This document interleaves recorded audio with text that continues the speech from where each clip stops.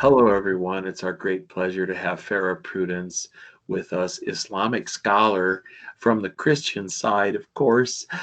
She's Farrah Prudence. You can find her on YouTube at Farrah Prudence. That's Farrah, Prudence on YouTube. She's also available on Facebook. She has lots of preferred social media. You find her at Farrah Aziz Prudence. Her mission work is freethecaptive.org, freethecaptive.org. And you can find her on social media. I would encourage everyone who's watching to reach out. And, we don't want to be crass. We've never asked for money. But when it comes right down to it, Farrah Prudence is a person who's worth supporting. So check out her ministry online if you're at all concerned about what's happening to our nation right now. But she's got a special message to share with us. I've spoken way too long already. Let me take half a second more to say she's talking today about a special new project she has called Arm the Shepherd. And Farrah, why don't you take it away and tell us about Arm the Shepherd? Thank you, Wes. I really appreciate the introduction. So, Arm Your Shepherd is a new mission for Free the Captive. Um, our entire mission is to bring Ishmael home. And what that means is to bring Muslims to find Christ because we think that's the only way that you're going to find peace on this earth.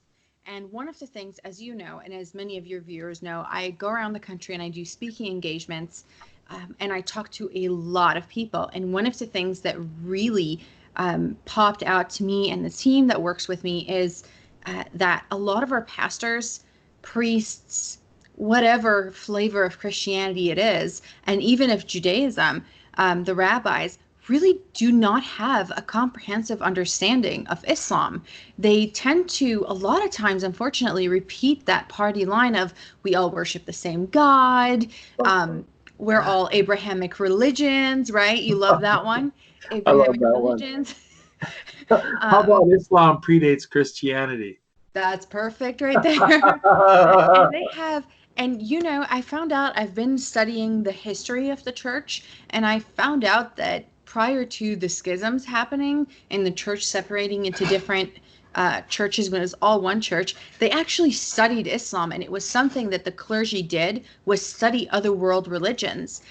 And unfortunately, that's not something that is included in the clergy's handbook, I guess, anymore.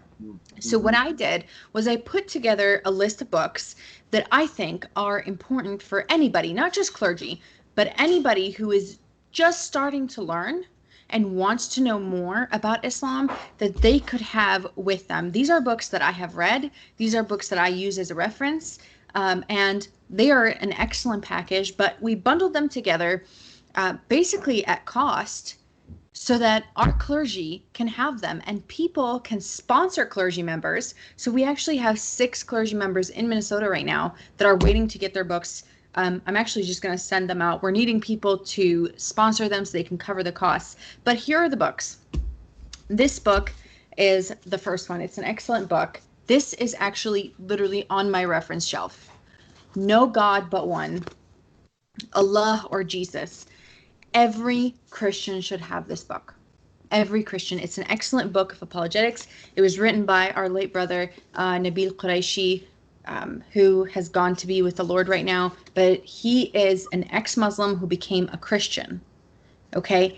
And Can I just say amazing book. something in terms of what you're talking about? Nabil, as well as yourself, you are speakers of Arabic as a first language, which is what a lot of Christian pastors don't understand in Rochester or Minnesota generally. You are a speaker of Arabic as a first language. So when you interact with the Quran, you are experiencing that first hand with no translation. Right. Nabil grew up as a Muslim and Arabic wasn't his first language, but I believe he did understand Arabic because he studied the Quran also.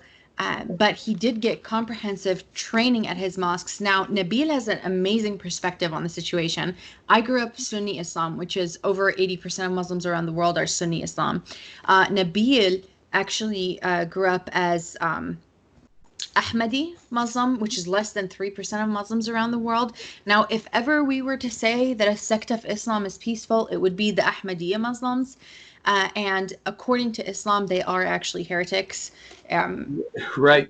So Islam decides who are who are correctly within the tradition of Muhammad and who are. Right. Well, his sect, isn't it from the Al Maghreb, or am I There, mistaken? actually, I think Actually, Ahmadiyya, there was a guy, they have their own prophet also, and he uh, kind of took a little bit of Sikh, a little bit of Hindu, a little bit of Buddhism, and mixed it in with Islam, and then was like, you see what Muhammad did? We're just not going to follow that anymore. like We're just going to hug of put that as Quran, historic. make it more poetic so that it's Yes. palatable to a wider. Yeah. Yes. How And many they, sects of Islam are there, by the way, Farrah? how Aren't many there? How many texts? different sects of Islam of Islam are there? Because there's something like 16 or 19. It There's depends. Yeah, it depends on how you look at it. Really, the Yeah. two major sects are the Sunni Islam and the Shia Islam. Like I said, Yeah. Ahmadiyya makes up less than 3%. So it's negligible when you look at the numbers scientifically. Now, within Sunni Islam, you have four schools of Sunni Islam. Within the Shia, I have no idea how many schools that they have, but Yeah. it's all basically different faces of the same coin, unless you're talking about the Ahmadiyya Muslims, and Yeah. they will get killed often. Actually, Yeah. if you remember, a couple of years ago, there was this big story about a Muslim shop owner in England who got beheaded. Right. Um, he was Ahmadiyya Muslim. He got beheaded because he said Merry Christmas Oh to a dear. Christian, and then one of the Muslims heard him. And of course, Christmas is, you can't say Merry Christmas. It's very Right. offensive to them. So that's why they beheaded him. So they get killed often because they're considered heretics. Yeah. Well, that's tremendous to understand and remember that uh, Muslims are the number one victims of Islamic terror in the world. So let's Always. not, foist that upon Hindus or Sikhs or any other. It's certainly not the group in Iran. Zoroastrians are not killing Muslims. They're not. There's No. 200,000 of them left. And so Jews are not really killing Muslims. It's really up to the Muslims. They're sort of taking care of themselves.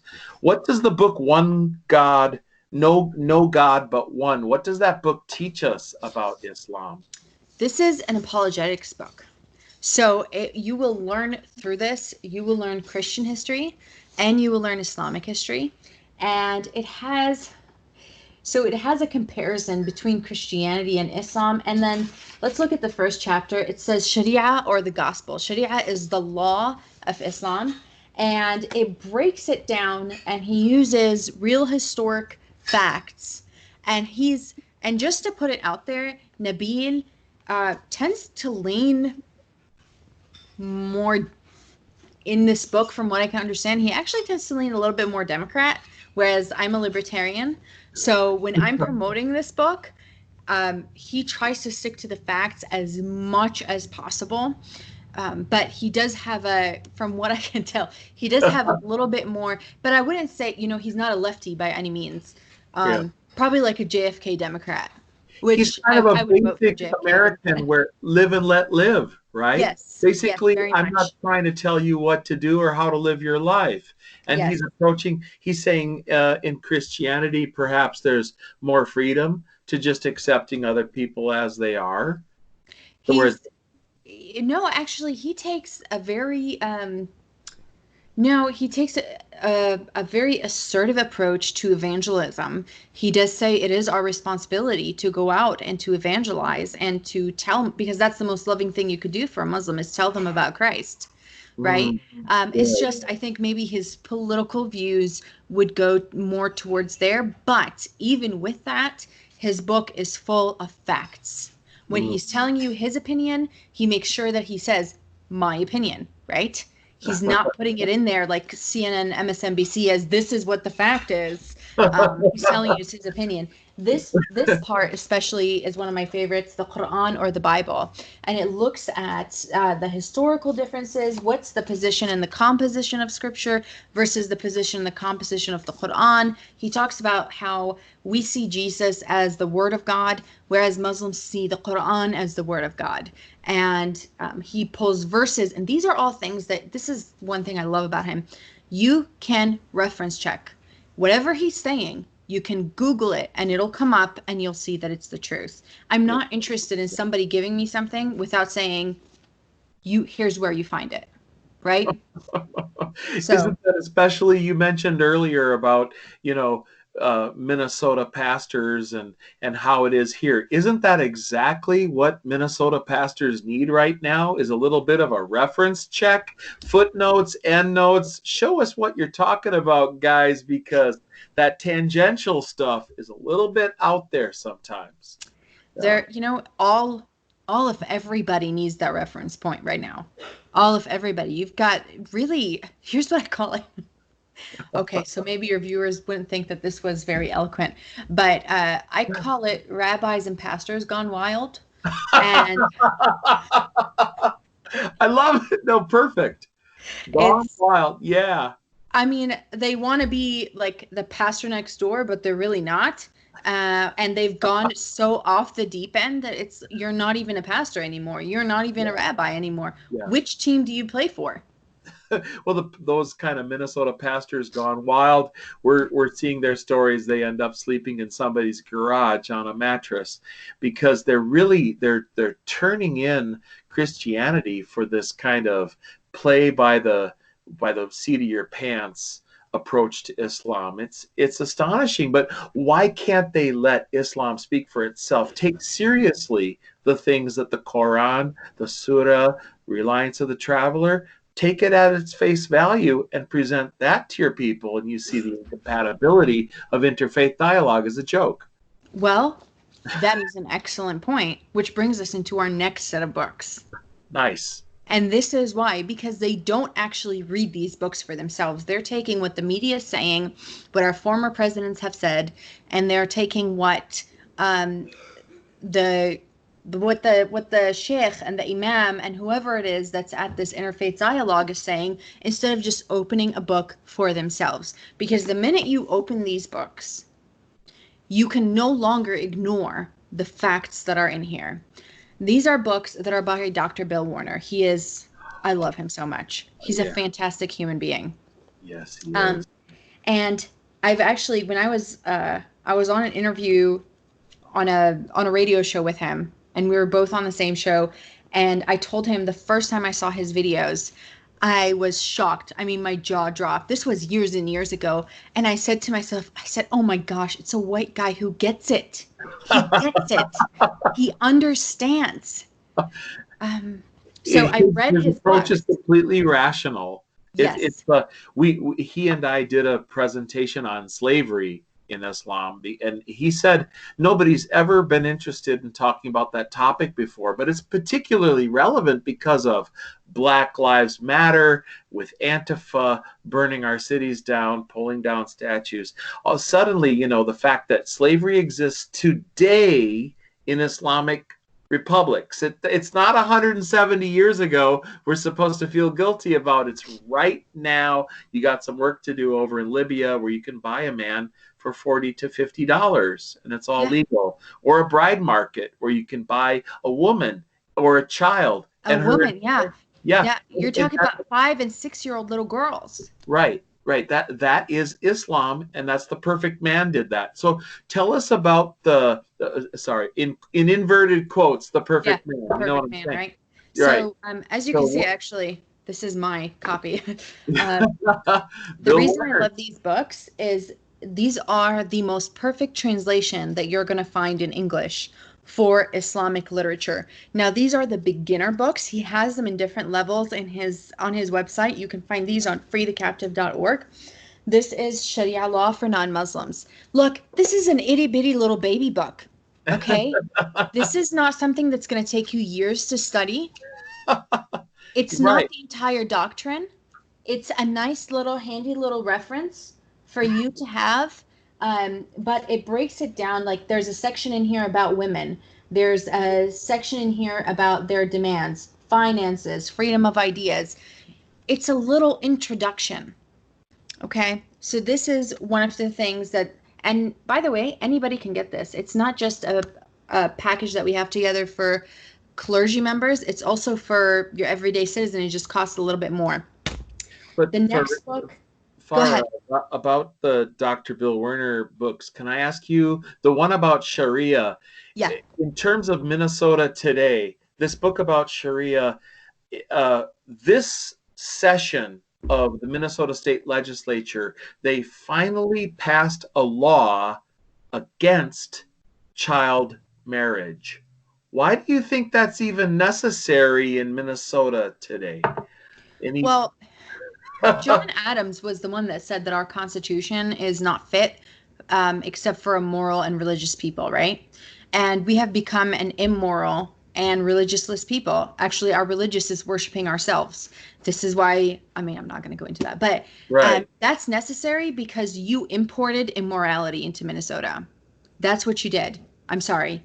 Not Yeah. you personally, Wes, but just in general, your state. Our And you, silence gives consent. Our it silence gives does. consent. Yeah. It does. And when you import immorality, now you're going to have to legislate morality on immoral people. And the problem is that these immoral people actually think that their immorality is morality, which is now you have a whole other level. I mean, it's one thing to be immoral and be ignorant of what morality is. It's another when your immorality is your religion. So when you bring in these quote unquote refugees and these immigrants who bring their culture and their religion with them and don't want to leave it and don't want to adopt the American life, now you're going to have to legislate to them, no, actually, you can't cut your daughter's vagina. No, actually, you cannot marry a 6-year-old, a 9-year-old. No, Ilhan Ahmad, you can't marry your brother. That's not okay.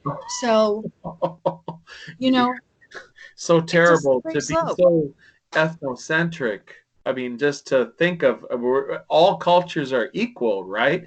I mean, I remember speaking to some local representatives. Hey, guys, how come you voted against Mary Franson's anti-female genital mutilation bill? How come you voted? 4 Democrats in the Minnesota State Legislature voted against that. 3 of the 4 were women. The one male who did that was Bly from Northfield, Minnesota. The women who voted for it, one of them is my own state representative, Tina Liebling. So I'm a little bit, I'm flummoxed. I called her up. I said, why would you vote against the bill? Oh, it's a cultural thing. Oh, so it's a cultural thing that makes it right? Oh, yeah. I'm What's that sorry. an excuse? I'm sorry. It's, No, whatever. one of the things is, what if we had, I believe it's Hindus, God, please forgive me for my ignorance, but Yeah. I believe it's Hindus who at some point, they might do it still today. I doubt they do. Um, when the husband dies, they burn the wife alive with burning his body. So that's a super cultural thing. Should we Yeah. like totally adopt that? Yeah, because all cultures are equal and Yeah, like everything's the same, and that's so totally ethnic. ethnocentric to say. And by the way, let's remind the viewers that you are a woman of color, Yeah, so you have under totally. the third wave feminist theory of intersectionality, your opinion is superior to mine. So I'm bowing to your opinion here, Farrah. And Listen here, Wes. Let me put a stop right there. There will be no bowing down to any other people right here. no Okay? foot We washing. shall bow down to no man and no woman. But let me tell you this. There's an amazing woman. Her name is Phyllis Chesler, and she is one of the pioneers of probably one of the women's movements. And I disagree with her on monumental things like abortion. We valiantly disagree with each other, and I love her to death. And I will fight for her right to say what she wants to my death Mhm. because freedom of speech. Right. And she, even though she was one of the people who headed the women's marches and has done extraordinary things for the left, she has basically been shunned because of her position on things like female genital mutilation. It is mind blowing. She's That's against female crazy. genital mutilation. She's against honor killings. She's against all these things, and so many people have labeled her Islamophobe. It's amazing. It's insane. It's Well, insane. since we're on this topic, can I ask your honest opinion? And please don't hold back. I want to ask you a question. I know you won't. In terms of Islam, here's the question: is Islam right about women? Well, most days I don't consider myself equal in value to a camel, so I'm gonna say no on that one. I also don't think that most of hell is made up of women, Right. or that women have little brains and little faith and little religion, as Muhammad said. So I'm gonna go ahead and say negative. How about that women negate the prayers of the Muslim man when he's finished? That if a woman passes in front of the man, then all his prayers are dust? Do you believe Yeah. that? Um, Or how about well, that his prayers are dust sex anyways because slaves he's not praying in to a living heaven? God. Yeah, What is that? Jewish women and Christian women serve as sex slaves in heaven for the Islamic paradise. I, you know Uh, what? I'm I haven't sorry, heard that one yet, but that's disgusting. yeah, So, it's all out all right, there. that question's over. It was on a pink card. So, uh, But tell you you know, what, if you want to know what Muhammad has had to say about women, you can find it in this little handy book, The Life of Muhammad. Actually, Bill Warner has an excellent book about women in Islam, and it's a little bit thicker than this, and it's a great book. But this one comes with the bundle, and it's The Life of Muhammad. And look at this one. I just passed by this page. This is not my book, so um, it actually talks about his wife Aisha, who was the 6-year-old that he consummated the marriage at 9 years old. Talks about sex, talks about his habits, his other wives. We know more about Muhammad than we know about anybody else in history, ever, right? ever. His favorite wife, Aisha, Aisha, yeah, Aisha had to clean his semen stains off his clothing, right? That was one of her duties was to yeah, clean because he was such a verdantly prolific prophet that his emissions were copulous, right? We have yep. to actually he was a white prophet too, right? Yes, we do have narrations in the Hadith. Boom, the next book that we have, where his so, but you see, like, look at this. I actually use this, right? Because I don't want to sit there and translate things from Arabic to English. And Right. so when there's a hadith that I can find already translated by Dr. Bill Warner, I use this. Like, I'm not telling people to use something that I don't use. We have a hadith that talks about, I believe it is the Ghazwa, the opening of Khaybar, which is the Battle of Khaybar, where they Oh, talk about one of Muhammad's buddies talks about his dress went up high on his thigh, and I saw the whiteness of the prophet's thighs. yeah. So And then the that's, whiteness of his belly is mentioned, and yes. the whiteness of his armpits, and the whiteness of his face, and the whiteness, etc. So he's the whitest prophet that we've ever had. I don't think there's ever been an obsession with With whiteness. race, right? And with whiteness as there is with the prophet, the perfect man, Right, Muhammad, right? right. And um, Muhammad was a slave trader, okay? When we talk about slavery in Africa, the people who took it out of Africa, the Dutch and the English, for the most part, didn't go into Africa and rip people out of their homes. They went to who? The Muslim slave traders. And they're the ones who sold the slaves. Right. Basically, my understanding from the research that I've done is that over 85% of the slaves that left Africa left through the hands of a Muslim slave trader. Well, also, Farrah, the Almoravid Empire in North Africa imported slaves from the Sudan all the way across the Sahara into what's today known as the whole Western Sahara up through Algeria, Tunisia.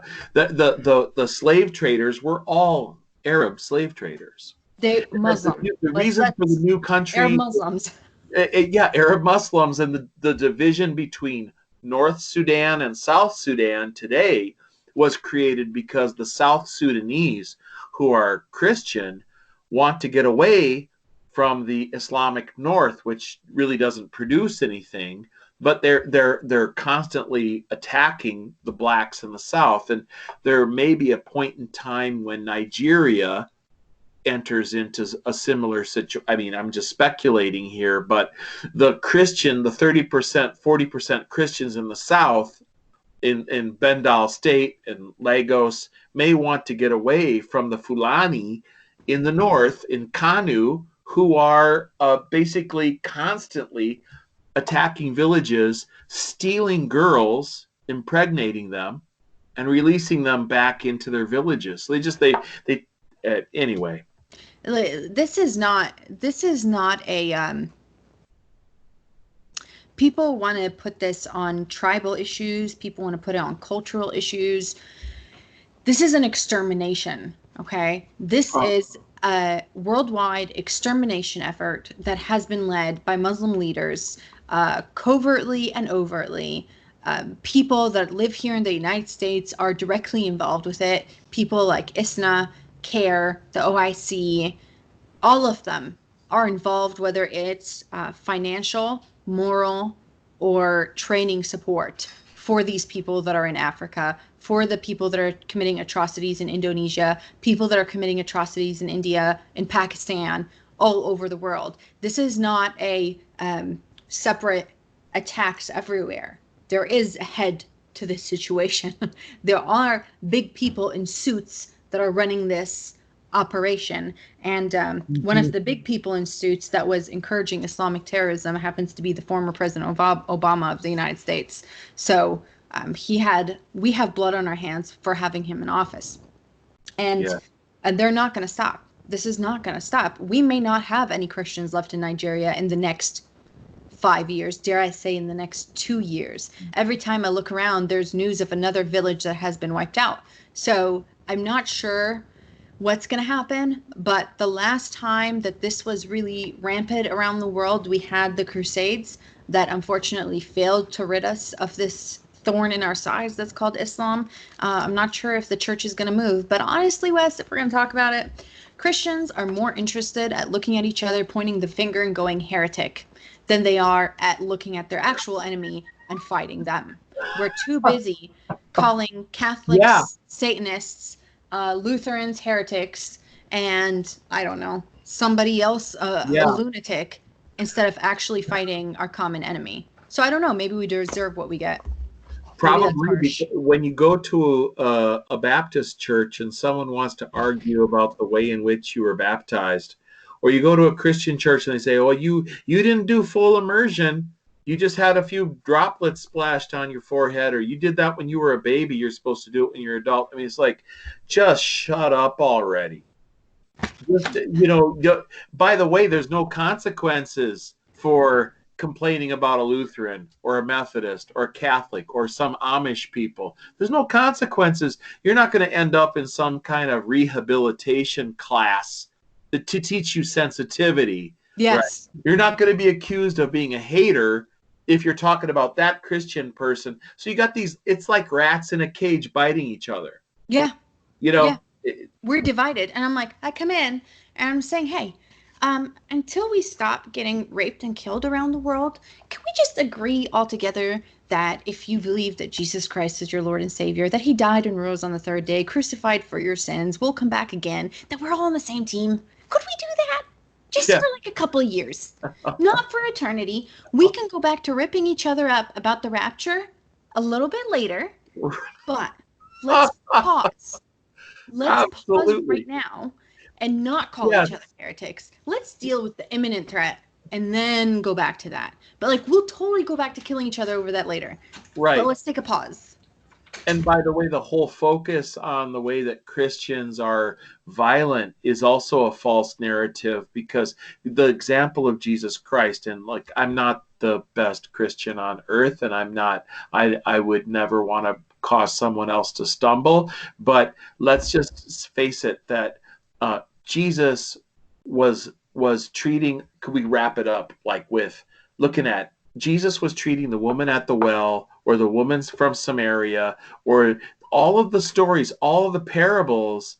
I mean, he hung out with a prostitute, right? The Yeah. lowest member of a society. He said, "Look, if you are without sin, you can be the guy to pick up the first stone, and you can go ahead and stone her." Meanwhile, feminists today in Islamic countries, there's like strict procedures about how you do a stoning, right? The stone can't be too small because then it doesn't cause pain. It can't be too large because then it's going to kill her too fast. Right. Mm-hmm. So could we just like get over saying, pointing at different Christian groups and saying, "You guys over there, you're a different religion." And I remember those days when people It's would say, "What religion are you?" "Oh, I'm a Lutheran." "Oh, I'm a Methodist." And that was a different religion. Are you kidding me? I know. And Christians look at each other and say, "Oh, well, you're a Satanist." And I'm like, the actual literal Church of Satan is actually holding rallies right now. The Right, literal actual Church of Satan. They're right. holding their prayers and they're trying to whatever put Satan into the United States, which I don't think they need to. I'm pretty sure he's doing jumping jacks around here. Yeah, But the literal one, the self-professing one, is right. actually there. So usually I use the great words of the great President Reagan sometimes, and I say, "Oh, shut up." Enough of that, right? Enough of that. Enough High of that. upon your house. You And know, look at what's her name? Blanket, whatever. Um, Michael Jackson's daughter, Paris. oh, Paris. She's playing a role now as a lesbian Jesus in this oh, new erotic movie or whatever it is. And oh, I'm dear. like, wow, you're so brave. So, Yeah, so, so brave. yeah, Because nobody is going to come after you to kill you if you yeah. try to profane the name of Jesus, which, by the way, go for it, Paris. Not you, not 1,000 people like you are ever going to tear down Jesus. So it doesn't, I mean, it bothers me on some level because I'm like, if you were so brave, if you were so brave, why don't you play a lesbian version of Muhammad? Right. Thank you very much. Why don't you get out there and say Muhammad was a gay man instead of Jesus is gay? Oh, no, And by the way, no, it's see not what even a gay happens to you for Jesus. saying that. She's Yeah. no, no, it's not even a gay Jesus. She's playing Jesus as a woman who's a lesbian. Okay. Yeah, I don't know if I Yeah. can even imagine how many alphabet letters are involved with all that intersectionality. I'll leave it to the feminists to try to deconstruct that one.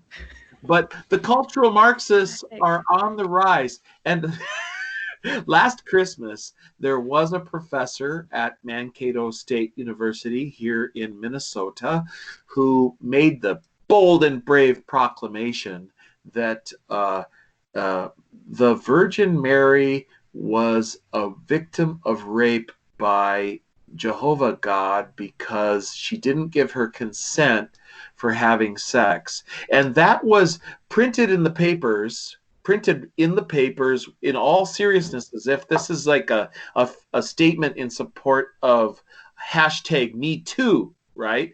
Well, we've seen hashtag Me Too has imploded since then, and the sad thing is that you know Justice Gorsuch, who was the justice who was accused 38 years ago, and somebody came forward with a memory. Well, now they're reaching way back 2,000 years plus to try to say something against a woman who was lauded and lifted up in the scriptures by Jesus. She's treated with respect, venerated. No one in human history has seen another religion do this to the status of women, to the, if you will, the mother of God for Catholics. Okay, they're saying, look, this is the mother of God. They're lifting her up. Okay, to what kind of courage does that take to go after a 2,000-year-old dead Jewish girl? I How brave it's is that? It's crazy uh making. It's crazy. it's not even about how brave it is. I mean, can he not read? Because the scripture is very, very specific and specifically talks about her and her consent. and it was her obedience, and it's her heart that's a Hail Mary full of grace. She was Um, visited. She was visited beforehand. That yes, seems to be the moment of consent. There, she was actually there was a visitation by angels, and then she. yes. So There's a process that's I don't even clearly want to laid get out in the into it. scriptures. Yeah, But if they're going to reach back that far, that's fine. But let's reach back a little bit closer to about 1400 years ago, where there was a yeah, man named Muhammad who brought us this book called the Quran, where it right. actually talks about who you're allowed to rape and who you're not allowed to rape. That's an actual thing. Exactly. So, in terms of like modern day Chaz in Seattle, which we're all under lockdown, but there's a warlord out there, and we're talking about Minnesota, right, with Minneapolis, where we're going to have Sharia law patrols along with Black Lives Matter and Antifa, and they're going to be doing Islamic patrols to tell us, when you have to go home and, defund the police and all that. What's it say in the Quran? You flashed another Bill Werner book there. Is that a Bill Yes. Werner book? Yes, this is a 2 hour Quran. Now, this is not a comprehensive Quran. It's not the Quran front to back, but this is an excellent, excellent start for anybody who wants to read it, because the Quran, quite honestly, is not a fantastic read. But it's just not. It's really. I got to page 39 and I thought, what? It's not. It's very difficult to understand, not because it was originally Arabic, which is the potty line. Like, you can't understand it because it's originally Arabic. Even in Arabic, it's brutal. It's Right, brutal. It's a right. brutal read. And if you don't understand the background story, and this is not, I'm not dissing it in any way, shape, or form, but if you don't understand the background story of it, you get lost really easily, because Yeah. the Quran is not even, the Quran as it sits today is not in the order that it was sent down by Gabriel, or by God through Gabriel. So it's all Allah. out of order.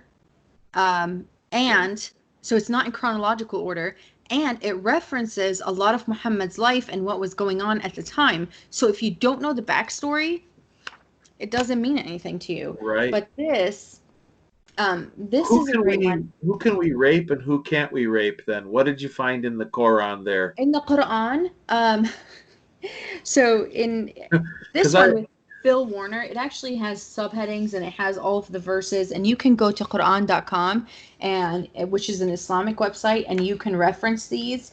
But he talks about references to Moses, references to the Jews, references to Mecca, Christians' Day of Judgment, making the Quran readable, or no, sorry. Um, Let me see. Was Muhammad actually a prophet? Muhammad's protector and wife both die. These are all, they're great little titles that you can find references to. Those who die in jihad will be rewarded by Allah. Here are the Quranic references for it. Okay, so it's a nice, handy dandy little book. In the Quran, it talks about the reason for wearing the hijab, right? The reason for wearing the hijab is so that Muslim women can be identified, so they may not be harmed. So the natural question is, why would they be harmed, right? right, right. The backstory to that is that Muslim men did not know, couldn't tell Muslim women from non-Muslim women, and they were harassing everybody. So Muhammad said, hey, it was actually Umar ibn Khattab, one of his buddies, like one of his disciples, so to speak, who came up with the idea. And then Muhammad enforced it through Allah that Muslim women are to cover up so that Muslim men know that they're Muslim women, and then therefore they may not be harassed. So So it's a protection racket for it's women. a basically that's what the hijab is. And then the Quran also goes ahead and says that you're only allowed to have sexual relations with your 4 wives, and then whatever your right hand Or possesses. as many, yeah, okay, right. So, Okay. but also in addition to the 4 wives, could you see when Muhammad died, he had 9 wives and numerous sex slaves. So, could you conceivably have as many wives as you're capable of treating equally No, under Sharia? no, No. that was a Muhammad only clause. Only Muhammad could have 11 wives at the same time. No other Muslim, all other Muslim men could only have 4 wives at the same I time. have to call you back, okay? I'm in an interview. Sorry. When parental units call. It's like the third time there's been a call during this. I'm sorry. Not a problem. It's not a problem. Please go So, on. okay, so Muhammad, um, Allah made several exclusionary laws, so to speak, just for Muhammad. Muhammad could have 11 wives at the same time. Muhammad, because of Muhammad's lust after his daughter-in-law, his adopted son's wife, Allah basically dismantled the adoption process and said, "Oh, there's no adoption, therefore she's not your daughter-in-law. Therefore, go ahead and marry her." And Allah told Muhammad that his son-in-law could divorce his wife so that Yes. Muhammad could have her Yes. and break up that marriage. So it's Yes. actually, I don't think there's any other religious tradition on earth before or since that has had such interesting rules that benefit the prophet. The what can we well maybe I'd argue Mormonism.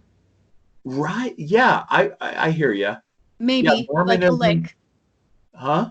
a lick, a A lick, lick. a little lick of Islam. Yeah, That's one of the things I was true. actually looking at Yeah. Mormonism a long time ago, because I had some Mormon missionaries that were talking to me. Which, by the way, I have nothing but love for the Mormon people, and I have nothing but love for the Muslim people. But I was reading the Book of Mormon, and I was reading about is it John Smith?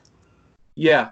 Is that John, what his name is? yeah. And I was like, it tastes a little bit too much like Muhammad, so Right, we're not gonna right. do that. Including the part about stealing the books from the publisher. Yeah. Yeah. Yeah, because Muhammad has a lot of that too, in terms of borrowing textual material, exegesis, so to speak, Yes. pulling it from the Jewish tradition, pulling it from the Zoroastrians or the Ishtar worship, actually, or pulling it in from Judaism and saying, Right. okay, we're going to mix this all together and come up with a new improved. But can you tell me, in terms of the book that you were showing us earlier, the short minute version The of, Quran. yeah, the Yeah. Quran, that's the Dr. Bill Werner book. What's it say about Ramadan? Ooh. We just finished celebrating Ramadan here in Minnesota. We're still under lockdown, but we had a lovely Ramadan that was reminiscent of a good Islamic republic here in Minnesota because our Methodist churches are celebrating Ramadan. What's the real meaning of Ramadan? Why don't pastors understand the Battle of Badr and the Islamic conquest of the Arabian Peninsula? There used to be diversity. There used to be true intersectionality. There used to be a plethora of culture groups, religions living together in what's today, the Arabian Peninsula. Mm-hmm. What's the real purpose of Ramadan? So with Ramadan, Muhammad himself has said it, and you'll find this back in the hadith where he said, only one religion shall occupy this land, and that's Islam, right? He didn't want any other religion to occupy the land. I'm trying to find the references to No. Ramadan in this book, but Yeah. it might take a Well, hot minute for me. So every religion at that time had a holy month, okay? Every religion had a holy month. Whether it was fasting, whether it was the Jews, the Christians, the polygamists, everybody had some kind of holy days. Okay, it was the Muslims who didn't have the holy days, and then Muhammad had to come up and do something to satisfy people. Basically, that's why Islam was always changing. This is one of the reasons that we have several verses in the Quran that talk about abrogation. Okay, where people are asking Muhammad, why is this changing? And Allah has to come in and say, I know better than you do. And if I want to change one verse for another verse, then you should just basically take my word for it. right. All right. So the Battle of Badr,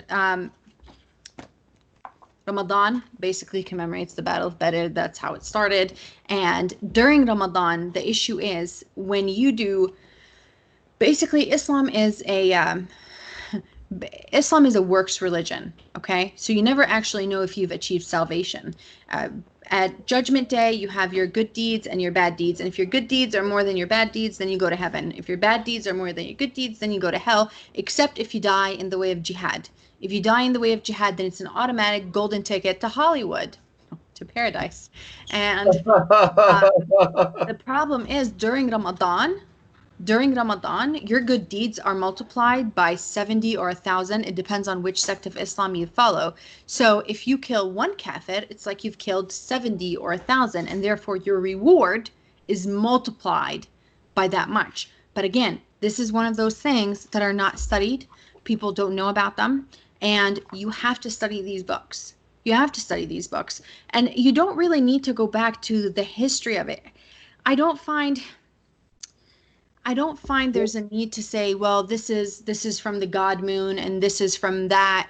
You can just go back to the sources and say this is all false. This is one of the reasons that when Muhammad went to Medina as a refugee, by the way, and he went to the rabbis and to the elders of the Jews and said, hey, Right. you guys, I'm a prophet. The Jews went back to their books and said, actually, we don't know what your lineage is. You haven't fulfilled any prophecies. Nobody's ever talked to you about you, buddy.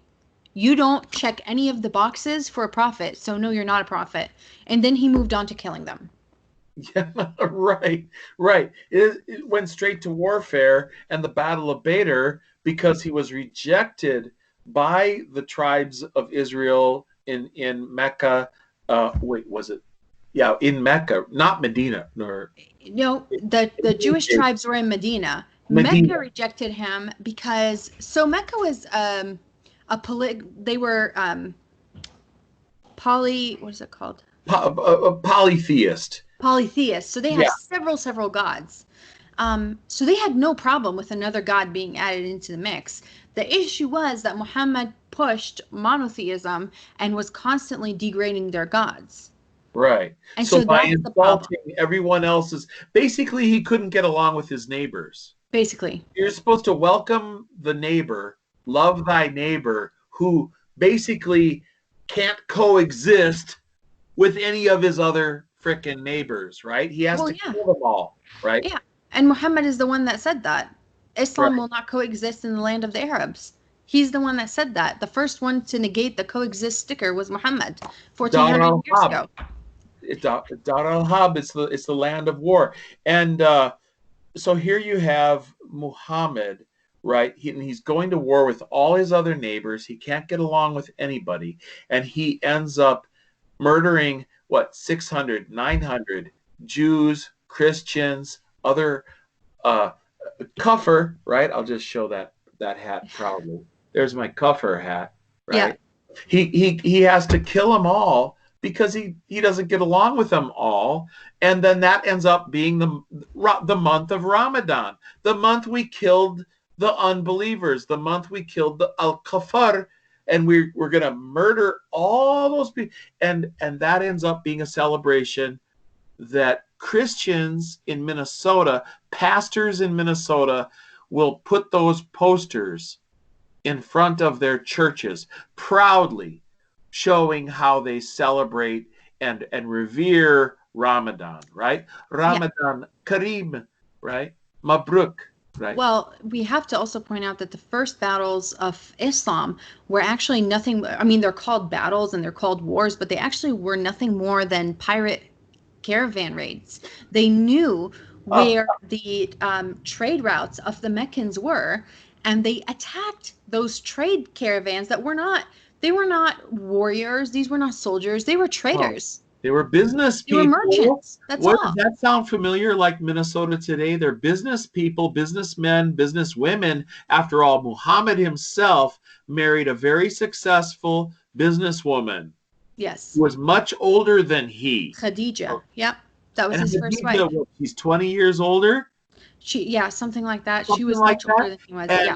And then so he co-ops her situation, moves in, he's doing business, and then he starts attacking people who are business community leaders, people trying to profit off the interchange between cultures. There were Trade. Yeah. the trade routes Yeah. running from China all the way to Europe, and Muhammad's disrupting those from the south, Yeah.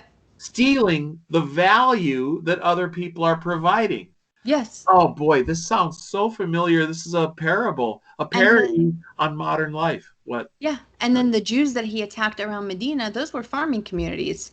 These were not warriors. Again, these were farmers tradespeople. These were just peaceful people that were basically just minding their own business. So you want to talk about how it reflects on here. Muhammad was a refugee, went from Mecca to Medina as a refugee. Once his numbers grew and his power grew, then it was by the sword. And that's really how Islam became popular. It was by the sword. It was not something that happened by evangelism or by peaceful means. And then this is how we have people who, this will tie into this next couple of books. This is how we have people all around the world that are Muslims and call themselves Arabs when really they're not. They're not Arabs, because when Islam went in, it actually wiped out the culture, wiped out the languages, and replaced it with Arabic and replaced it with Islam. So, for example, I would be called an Arab. My parents are Palestinian. My DNA test just came back. I'm Lebanese, Mesopotamian, and Persian for the most part. I think there's like 1% Arab and 5% Egyptian. But why do I speak Arabic? The Lebanese back then didn't speak Arabic. They spoke Assyrian, amongst other languages. Why? Because when the Muslims went in, they wiped away those languages and they wiped away that culture and they replaced it with Arabic and with Islam. And that's why it's so important to know where we come from, where we're going, and to understand that America is not immune to this. America is not going to be immune to the Islamic invasion because they're already in here. They're in their culture. They're in our schools. They're in our prison system, for goodness sake. Yes, especially everywhere. And we wherever have they to can listen. find disaffected of society and the disempowered, the disenfranchised, they're going to hit right to that target base. Prison recruitment is at an all-time high. So it's playing on people's sympathies. I mean, like you said, Muhammad was a refugee. Yeah. So, Farrah, we just got. So, tell you what do you think if we end this at part 1 and then decide if we're going to continue with a part 2? Could you run through another book? Sure. Perhaps Yeah, before we hit absolutely. the hour? So Yeah. this is the reason we have to listen to people who have come out of Islam. They're talking about Scientology now, and it's okay to put it on TV and say that it's a cult because the difference between a religion and a cult is that you can't leave a cult and you'll get killed basically and you'll be destroyed. Well, Islam is the same way. It's a one-way door. You join Islam or you're born into Islam, then they're going to want to kill you when you leave. This is why when we put Arm Your Shepherd together, we put 2 excellent books of testimonies of ex-Muslims. One of them is Nabil Qureshi, Seeking Allah, Finding Jesus. This is an excellent book. Okay. Nabil Qureshi wrote it. You can find it on Audible. You can also find it on Free the Captive. It's a great testimony of all the things that he had to go to. And when he was going to defend Islam, he was doing his research. That's how he ended up leaving Islam. And miraculously, it is so popular to find out that when Muslims want to become devout, they start opening up their books and they say, wow, this is not at all what I was told this is going to be. And this makes no sense. And so now they're faced with, am I going to follow this or am I going to leave? Yeah. And you have to understand that when a Muslim leaves Islam, they leave with basically the clothes on their back and a big target on the back of their head and on their chest. The other one is Frozen Tears, another excellent book of a testimony of a woman who was born Christian, married into Islam, and then had to live through like 20 years of domestic violence and abuse. And part of the years that she lived with him was here in the United States. This actually, my mom wrote this book. It's a great book. And so it's her testimony, because a lot of times we look at how is it, because another problem that we have, Wes, is a lot of Christian, Jewish, and even atheist girls are getting married to Muslim guys. And so the children out of that marriage, 99.9% of the time, are Muslim children. This is another way of taking over the country. Now you're breeding Muslim American citizens. And of course, for the Islamic male, the woman is merely a field to be plowed, right? Yes. So to speak. So plowing the field and producing, it's tragic. By the way, we have to say that, you have been in the Rochester area and Minnesota many times, and I hope that you can return to Minnesota and we can do a successful multi-city tour from Fargo to Duluth to Sartell, St. Cloud, Mankato, way over there to the western provinces. We won't mention those allies we have. And then over to, of course, Rochester and Winona. We can do this sweeping tour. Your mother was here as well. Lena Aziz, you mentioned her book, Frozen Tears. And let's include in the notes below this video presentation, let's include the links to your social media, Yes. the way that people can make donations to your mission work to help arm the shepherd, the way that people can purchase these books that you've mentioned, and links to further study. And by the way, please feel free to make your final case and your final presentation. Gird your loins and give us your final call to action. All right. Go to freethecaptive.org. Look at the books that we have. If you are so convinced, even to Muslims, I say this, if you are so convinced that the Quran is the truth, then it's not going to hurt you to read these books, is it? If you are so convinced that it is 100% and you are convicted, then reading another book like the Bible is not going to hurt. Reading one of these testimony books is not going to hurt. If anything, it'll only strengthen your case. This is the truth. This is the truth. Every clergy member should know this. Every family in America should have a comprehensive understanding of what Islam is. Everybody who does business with Islam or Muslims, everybody who is a neighbor to a Muslim or to Islam, do them a favor. You want to love your neighbor? Why don't you start by understanding them? Wow. Read their books. Find out what it's all about. And then see where the Spirit convicts you of. And like I said, our mission is to bring Ishmael home. Because like you said, Wes, the biggest victims of Islam is Muslims. They are the ones who have their humanity torn apart from them when their God tells them that you have to kill your daughter because she doesn't want to wear the hijab or she doesn't want to marry the guy that you want to marry. What kind of life is that? Don't they deserve basic human rights, basic American rights? So let's turn this tide around and bring love back into the block, truly loving people, which means you want to see them as truly equal. Where is the equality in saying that let's go to race? Where's the equality in saying that a white girl gets to decide what happens with her uterus or her vagina, but a Muslim girl, her parents get to decide to snip away, I'm just going to be brutally honest here, to snip away her vagina. Why is that okay? Isn't that racist?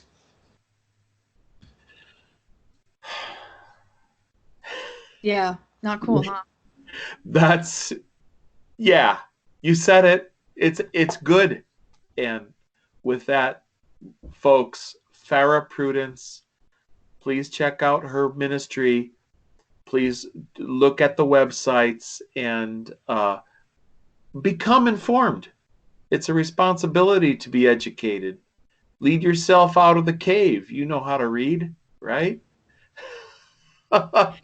Farrah, thank you so much, and we'll see you again in Minnesota real Absolutely. soon. We'll see you live and in person again. Farrah's been here 3-4 times. I don't know how many times, and her mother's been here, and we can't wait to see you again in person. Thank you, Wes. Thank you for having me. Thank you, Farrah. Okay.